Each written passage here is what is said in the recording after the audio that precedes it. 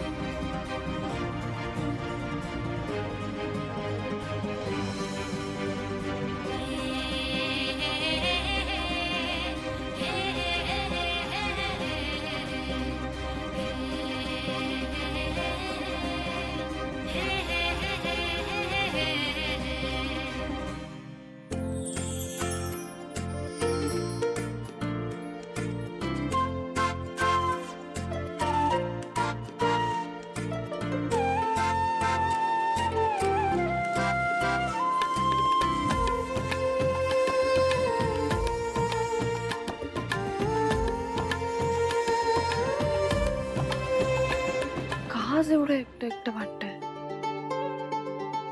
झोपही नाही लागत आहे.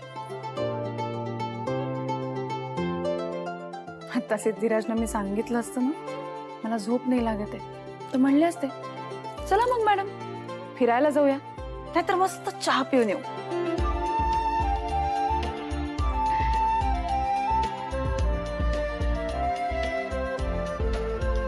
असं का होतंय मला आज इतकी आठवण काय येते सिद्धिराजची. त्यांची इतकी सवय झाली आहे का मला.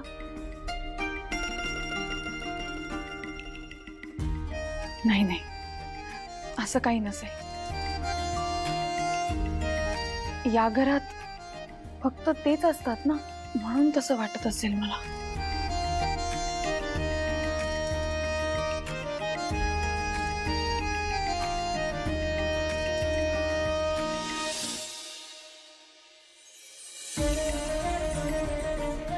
काय करू सिद्धिराजना फोन करू का. काय करत असतील ते विचारू का त्यांना फोन करू. नाही नको. मी त्यांना फोन केल्यावर ते सगळी हातातली कामं सोडतील आणि येतील इकडे. नाही नकोच. त्यापेक्षा फोनच नाही करत मी.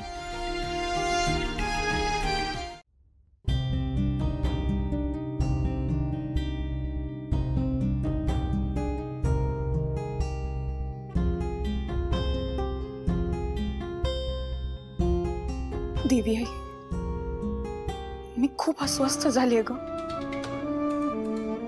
मनात खूप हुरहुर आहे आणि माझ्या मनातली ही भीती मी दुसऱ्या कोणाकडेही बोलून दाखवू शकत नाही ना म्हणून तुझ्याशी बोलायला आली. का मला इतकं अस्वस्थ वाटतंय. सगळं नीट असेल ना. खूप भीती वाटते मला. देवी आई तू प्लीज सगळ्यांवर नीट लक्ष ठेव. सगळ्यांची काळजी घे.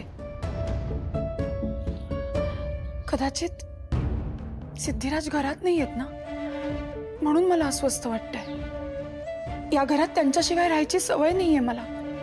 पण देवी आई आज दुसऱ्यांवर लक्ष ठेवायचं म्हणून सिद्धिराज घराच्या बाहेर आहेत. दुसऱ्यांचं संरक्षण व्हावं म्हणून ते गस्त घालतायत. मला कायम असं वाटतं की जनसेवा करताना सिद्धिराज देहभान विसरून काम करतात. ते स्वतःकडे काही लक्षच देत नाहीत. पण आज तू त्यांच्यावर लक्ष ठेव.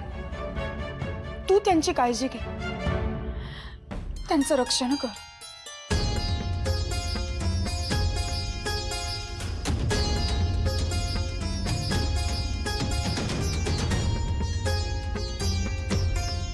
अगदी बरोबर आहे.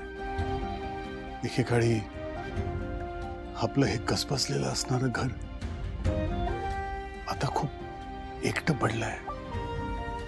शांत झालाय. पण वीणा मला हा विचार कर ना की हीच वेळ आहे तुझी क्षमता दाखवण्याची. नवरात्रीचे दिवस चालू आहेत. देवीचा उत्सव चाललाय आणि आता आपल्या घरची देवी तू आहेस. वीणा, तुला हे आपलं घर, या घराची जबाबदारी स्वतःच्या खांद्यावर पेलून धरायची आणि तुझ्या खांद्यात तितकी ताकद आहे. अगं ती ताकद आजमावायची संधी तुला मिळते. तुला खरं सांगू, अगं देव ज्याची त्याची परीक्षा ज्याच्या त्याच्या कुवतीनुसार घेत असतो. तुला या सगळ्याचा त्रास होतोय, मान्य आहे. अगं पण हीच तर वेळ आहे. या संकटाचा सामना तू नक्की करशील. या त्रासातनं स्वतःला बाहेर नक्की काढशील. अगं हीच संधी आहे तुला स्वतःला सिद्ध करायची. म्हणूनच याकडे एक आव्हान म्हणून बघ. उदास नको होऊस. आव्हानाचा स्वीकार कर. बाबा, आई सुद्धा मला नेहमी असंच सांगतात. लक्ष्मी नुसतं असं म्हणत नाही, कित्येक वेळा तिने हे आचरणात सुद्धा आणलेलं आहे. आणि वीणा, आता हे करायची पाळी तुझी आहे. तेव्हा आता असा विचार नको करूस की हे सगळं माझ्याच बाबतीत का झालं, या सगळ्याचा सामना मलाच का करावा लागतोय. आता या आव्हानाला सामोरे जा, निडरपणे सामोरे जा. तुझ्यातल्या आतल्या देवीला बाहेर येऊ दे वीणा. हो बाबा, मी करेन या परिस्थितीचा सामना. मी आपलं घर एकटीच्या जीवावर पेलून धरेन. जमेल ना मला? जमेल, नक्की जमेल वीणा, नक्कीच जमेल.